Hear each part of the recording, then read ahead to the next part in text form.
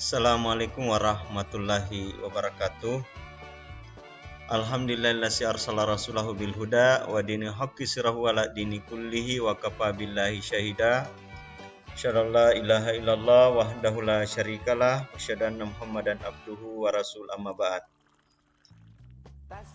Tiada kata yang paling indah yang senantiasa kita hanturkan setiap waktu adalah memanjatkan puji syukur kehadirat Allah Subhanahu wa taala, karena dialah yang senantiasa melimpahkan rahmat dan karunia-Nya bagi kita semua, sehingga kita bisa beraktivitas, bisa menjalankan tugas dan tanggung jawab kita dalam keseharian kita, dan semua tugas-tugas dan tanggung jawab kita itu senantiasa bernilai ibadah di sisi Allah Subhanahu wa taala.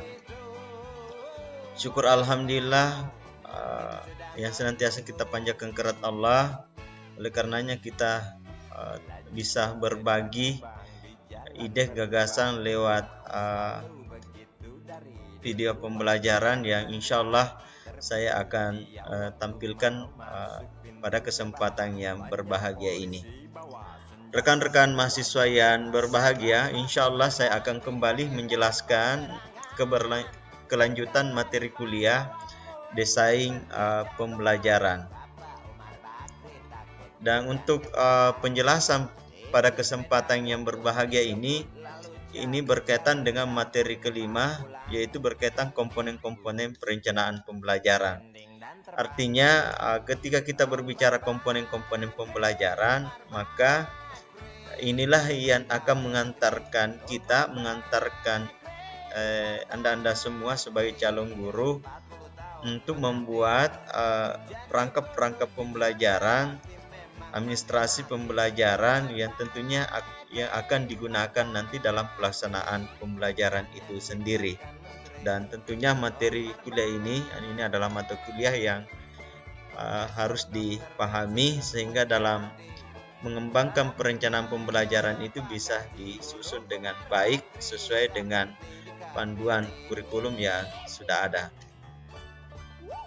Baik rekan-rekan mahasiswa yang berbahagia, yang mana saja yang berkaitan komponen-komponen pembelajaran yang harus dipahami dan yang saya akan jelaskan pada kesempatan yang berbahagia ini.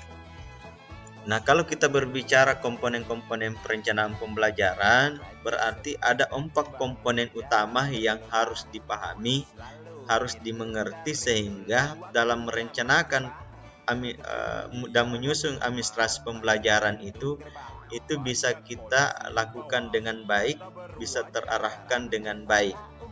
Jadi rekan-rekan mahasiswa yang berbahagia, komponen-komponen pembelajaran yang dimaksud di sini yang pertama berkaitan dengan tujuan pembelajaran. Yang kedua berkaitan dengan isi atau materi pelajaran. Yang ketiga berkaitan kegiatan pembelajaran dan keempat adalah evaluasi pembelajaran. 4 komponen inilah yang saya akan jelaskan lebih lanjut berkaitan dengan materi yang saya jelaskan pada kesempatan yang berbahagia ini. Nah, yang pertama yang saya akan jelaskan komponen-komponen pembelajaran ini berkaitan dengan tujuan pembelajaran. Nah, apa yang dimaksud tujuan pembelajaran itu sendiri? Nah, tujuan pembelajaran itu adalah komponen pertama dari perencanaan pembelajaran yang harus diperhatikan. Karena suatu kegiatan dapat tercapai apabila jelas kemana arahnya. Nah, kalau kita berbicara tujuan, maka tentunya berbicara capaian yang kita ingin peroleh, yang kita ingin raih setelah kita melakukan proses pembelajaran itu sendiri. Sehingga tujuan pembelajaran itu ketika nanti kalian akan menyusun administrasi pembelajaran, maka harus dipahami bahwa tujuan pembelajaran itulah yang pertama kali dirumuskan berdasarkan dengan tuntunan kurikulum pembelajaran yang sudah ada. Karena itu akan memberikan arah tujuan yang ingin diraih dalam proses pembelajaran itu sendiri. Nah, tentunya tujuan pembelajaran itu tidak terlepas dari kurikulum K13 yang menyangkut yang harus dipenuhi 3 ranah itu yang berkaitan dengan efektif, psikomotorik, dan kognitif yang harus diraih dan dipenuhi oleh peserta didik setelah dia memperoleh pelajaran itu sendiri. Nah, tentunya setelah dirumuskan tujuan pembelajaran yang berkaitan 3 ranah tadi, yang berkaitan dengan efeksinya, yaitu sikap, yang kepribadian yang harus dimiliki siswa. Kalau berbicara sikap ini di kurikulum 13 itu diistilahkan ada KI1, ada KI2. KI1 itu yang berkaitan sikap kepribadian religius yang harus dipenuhi peserta didik setelah dia mengikuti pelajaran. Sikap yang kedua itu biasa dikasih kode KI2, yaitu berkaitan dengan sikap sosial. Dan yang ketiga itu KI3 itu adalah berkaitan dengan kognitif atau pengetahuan yang harus dicapai peserta didik. Dan yang keempat itu atau KI4 itu adalah berkaitan dengan psikomotorik atau keterampilan yang harus dipenuhi oleh peserta didik. Nah, dari 4 ranah, dari 3 ranah capaian pembelajaran itu, mulai efeksi, kognitif, dan psikomotorik inilah yang tentunya menjadi dasar pijakan di bagian 2 yang harus dikembangkan oleh guru itu sendiri, yaitu berkaitan isi atau materi pelajaran. Nah, materi pelajaran ini adalah bentuk bahan atau seperangkat substansi pembelajaran untuk membantu guru dalam kegiatan pembelajaran yang disusun secara sistematis dalam rangka memenuhi standar kompetensi yang ditetapkan. Nah, isi materi ajar inilah akan termuat di dalam yang berkaitan sikap sosial, sikap spiritual, yang berkaitan dengan pengetahuan, yang berkaitan dengan keterampilan yang harus dikuasai peserta didik pada saat berlangsungnya proses pembelajaran itu sendiri. Nah, tugas guru itu adalah mengembangkan materi ajar berdasarkan dengan referensi-referensi yang standar yang sudah ada, yang bisa dipertanggungjawabkan secara keilmiahannya. Jadi tidak satu hanya sumber materi ajar yang digunakan guru dalam mengembangkan materi ajar hanya buku paket saja, tetapi menggunakan sumber-sumber buku ajar yang lainnya. Lalu kemudian setelah guru mengembangkan yang berkaitan isi atau materi ajar, maka implementasi daripada materi ajar yang telah disusun guru yang berkaitan tiga ranah itu, yang berkaitan dengan efektif, kognitif, dan psikomotoriknya, maka itulah yang harus diimplementasikan guru dalam suasana pembelajaran. Nah, dalam suasana pembelajaran itulah guru harus betul-betul menguasai materi ajar yang telah disusunnya. Nah, olehnya itu, supaya kegiatan pembelajaran itu bisa berjalan dengan baik, bisa berjalan dengan efektif dan efisien, maka yang harus ditunjang dalam kegiatan pembelajaran itu, yang pertama, guru harus mengerti dan memahami materi ajar yang telah disusunnya, lalu kemudian dia kuasai. Selanjutnya yang kedua, guru harus menggunakan metode yang tepat dalam menyampaikan materi ajar yang telah disusun. Metode yang kita inginkan ini adalah metode yang betul-betul memudahkan peserta didik dalam menerima materi ajar, lalu kemudian membuat siswa itu nyaman menerima materi ajar.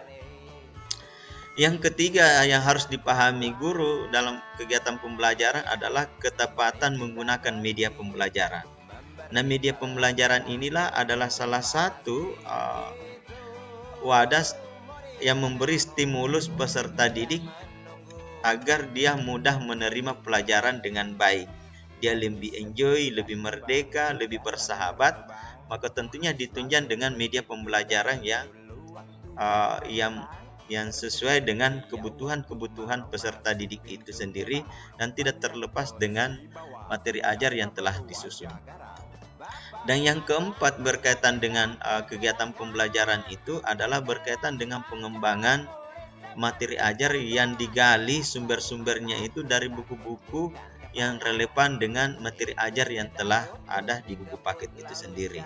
Salah satu contohnya adalah bisa menggunakan kitab, bisa menggunakan tafsir, buku-buku hadis, atau referensi yang bisa menunjang, memperkaya pengetahuan berkaitan dengan materi ajar yang telah disusun.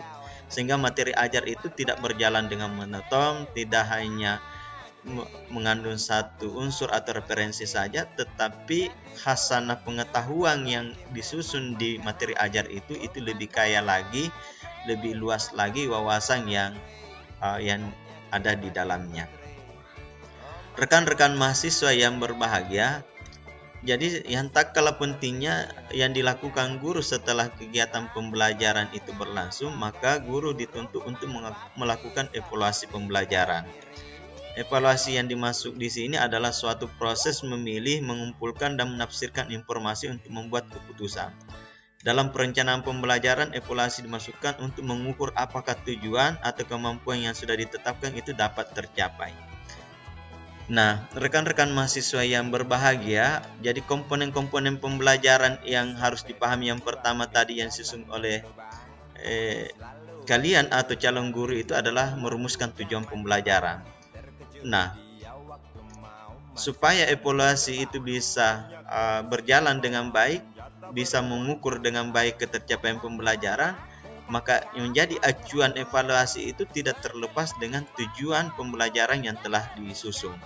Nah, karena sejauh mana tujuan itu bisa berhasil tidaknya itu diukur pada saat itu guru melakukan evaluasi. Nah, evaluasi pembelajaran ini bisa dilakukan guru pada saat proses pembelajaran berlangsung ataukah pada saat proses pembelajaran berakhir. Atau evaluasi juga bisa diartikan atau bisa dilakukan dengan menggunakan beberapa instrumen-instrumen evaluasi, baik itu instrumen evaluasi yang menguji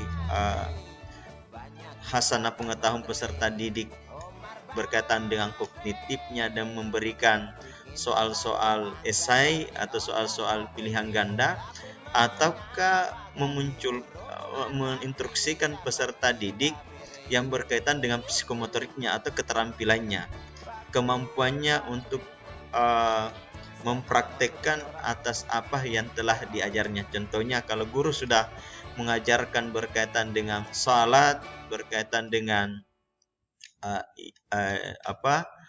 ibadah haji, maka siswa dapat mempraktekkannya dengan baik. Itulah bagian dari psikomotorik itu sendiri. Nah, ketika dievaluasi itu, jadi cara-cara mengevaluasi itu kalau berkaitan dengan kognitif, maka melahirkan sebuah instrumen soal yang berkaitan esai atau pilihan ganda atau portofolio. Tetapi kalau mengevaluasi berkaitan psikomotorik peserta didik yang berkaitan keterampilan, maka cara mengevaluasinya adalah siswa bereksperimen atau siswa mempraktekkan atas apa yang telah diajarkan guru. Bisa berkaitan dengan salat, bisa berkaitan dengan tohara, bisa berkaitan dengan pelaksanaan haji dan umrah. Artinya yang materi ajar yang mendorong adanya keterampilan yang lahir bagi peserta didik itu sendiri. Nah, inilah 4 komponen utama yang harus dipahami guru dalam menyusun administrasi pembelajaran, dan 4 komponen ini erat kaitannya nanti berkaitan dengan silabus pembelajaran, begitu juga berkaitan dengan rencana pelaksanaan pembelajaran atau RPP. Rekan-rekan mahasiswa yang berbahagia, inilah 4 komponen-komponen utama yang harus dipahami oleh seorang guru atau calon guru dalam menyusun nantinya administrasi pembelajaran. Semoga apa yang saya jelaskan pada kesempatan yang berbahagia ini, walaupun secara singkat, mudah-mudahan ini bisa menambah wawasan, referensi pengetahuan kalian berkaitan dengan desain pembelajaran. Terima kasih atas perhatiannya, mohon maaf atas kekurangannya. Mudah-mudahan di lain waktu kita senantiasa berbagi, berdiskusi berkaitan dengan desain pembelajaran. Billahi fisabilil haq, fastabikul khairat. Assalamualaikum warahmatullahi wabarakatuh. Banyak ciptakan menteri Omar